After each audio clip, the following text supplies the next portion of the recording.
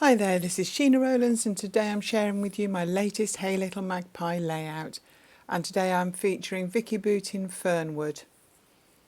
I really like the gather paper that you just saw there with the wreath on, and I'm going to use that as my base, and I brought in some other pattern papers and I did a bit of fussy cutting off camera. So I've picked two photographs, they're 3x4. You might notice I've turned one over. I'm not sure whether I want to use that as a journaling spot or actually as a photograph, so for now it's the wrong way up. So I'm just going around this wreath, adding in some of the ferns and flowers and leaves that I fussy cut. Originally I was going to cut this wreath from the background paper, but it's got a lovely mottled tone to it, and I would never be able to recreate that myself with mixed media, so I've actually decided to leave that wreath flat and come in and add things over the top. So using the Vicki Boutin stamps, I've the inspiring set, I'm stamping some stamps with stays on. I picked a dark grey rather than a black because I really like the mottled tones in these papers, so I don't want this to be too harsh. And I'm picking 3 different flowers and then some leaves, and I'm stamping them all straight away. So I've come in with my Distress Oxides and my finger daubers, and I'm using, you see those cut out bits at the top, I'm using them as a colour reference really, and I'm just coming in with some of the inks and colouring in the stamp flowers. Obviously I'm being a bit messy. That doesn't matter because I'm actually going to cut them out, so you're not going to see where I've spilled in over the edge.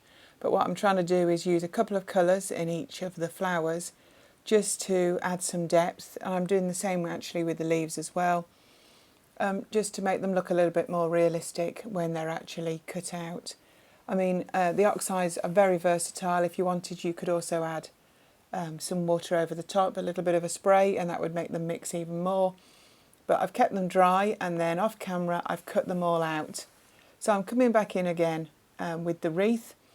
In fact, I'm matting these photographs on a bit of packaging that was in, I think, the die cuts range. I just like the mottled green paper, so I'm just going to mat the 2 flowers on, 2 photos on that. And I still want them in that bottom right-hand corner. So I'm going to overlap one over the other while I decide what I want to do next on the wreath around them. So I've added a little tag there, that's from the die cut set, and that's where I want to add a little bit of journaling. These photographs were taken in on a picnic at Buckingham Palace in the summer. It was a birthday surprise and a real treat, and it was certainly worth mentioning, and I definitely wanted to journal where we were. And the roses in the background of the photographs, even though they're blurry, are a beautiful shade of pink, so I think that was perfect to fit with this layout. So I'm just working around looking at some of the leaves that I've cut out and the flowers, and I'm working around the wreath, trying not to overload it, but I actually wanting just to make it thicker or a bit bushier in places, but not hiding the actual wreath on the original pattern paper. So I'm just adding these slowly. The solid leaves, they were from the open air paper. Now you could actually stamp and colour these flowers in any colour you liked, and it would really make a difference to how this wreath looked if the flowers were shades of blues and purples. You could literally do it for any season, it would be stunning. Can you imagine if they were reds as well? So it could look really different.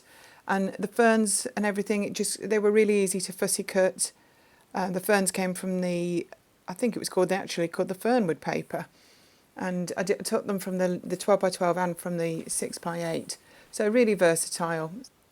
So I'm enjoying just moving things around, and then I'm going to bring in all the stamp flowers. Possibly not use all of them, that doesn't matter. I'm just going to look at the colour combinations and then start to gather them in smaller groups. This is the best bit for me. I like moving things around. I think quite often I would buy a stamp set and I don't actually make the most of it, so by stamping all these flowers I feel like I've justified the purchase. I think they've got real potential to be used again and again, and one of the stamps actually matches the flowers in the pattern paper in Into the Woods. So I'm just adding some die cuts in now. They're little dark blue berries. I think they go really well with the tag and bring out the blues of the photograph as well. They did have a bit of a white border around them, so I've actually trimmed that off so that they match a little bit better with the stamped flowers. So I'm just having a look through, seeing if there's anything I've missed or anything I want to use. So I'm just looking at the sticker sheets first. I don't feel like it needs too much more, to be honest. I think there's quite a lot going on, even though it's clustered around the edge. There's still a little bit of like white space sort of feel, and I quite like that airiness of it. So I'm just having a look, see if there's anything from the chipboard sheet that might be useful. And in the end, I think I've got the word here there, and I'll use that as my title. So I'm going to get some double foam pads, and I'm going to start to stick a few things down and work my way around the page. As I say, some people commit right at the very beginning and stick things straight away, and I've never been like that. So I know some people find that frustrating to watch, that I put it all in position and then I come back in, but just the way I've always worked. So it works well for me. So I've hidden some of that off camera because you don't need to see me sticking stuff down. So I decided to add a little bit more depth to the flowers, and I've come in there with another ink oxide. Distress oxide. This is a yellowy scattered straw, in fact, and I'm going to just add a little touch of yellow to the centres of the flowers.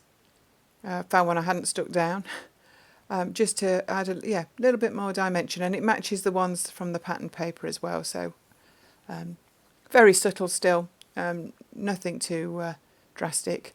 So I'm just going to clean up and there's a little flower stamp, the solid little two flowers. I'm going to go round the wreath and I'm going to add some of those, and I'm going to just use 2 shades of the Distress Oxide. I'm going to use a speckled egg, and then there's a pink one as well, which is Tattered Rose, which is like a pinky peach, so very subtle. So I start off stamping just the 2 together, and then I decide that actually it might add a little bit more interest if I only do 1. So I come in with a piece of folded paper and I mask off 1 each time, and different ones, not just always the small one, but sometimes I mask off the big one as well, just so I could, rather than clustering 2 stamp flowers all the time. And so the more I do of this, the more I want to do of this, and I work my way around stamping in both colours. I'm just enjoying just that little bit of finishing off. And then I found a leaf that I hadn't stuck in, so there we go, that gets glued into place. But just by masking off one of the flowers, it rather than anything more technical, it just seems to work really well. I haven't stuck the tag down, you might have noticed it moving there, because I actually want to add some journaling to it, and I find it easier to do it if it's not actually attached to the layout, even though I might have to just see which bits of the tag are covered by the leaves so that I don't actually hide the journaling. But at the moment it's not actually stuck down at all. So now I'm being brave. I'm not actually even masking the second stamp, I'm just inking one of the flowers, and I'm double stamping as well, so that I'm getting a little bit of a shadow as well, just in that centre portion of the paper. And I'm just enjoying finishing off this page using the 2 colours. So if you like what you see, please subscribe to the Hey Little Magpie channel and to mine as well. That would be great if you could give us a thumbs up if you like the video. If you've got any questions about any of the supplies used, just pop it in the comments. That would be great. We're hoping to get more videos up at Hey Little Magpie, so here's a close-ups of this layout. Thank you so much for watching, and we look forward to seeing you soon.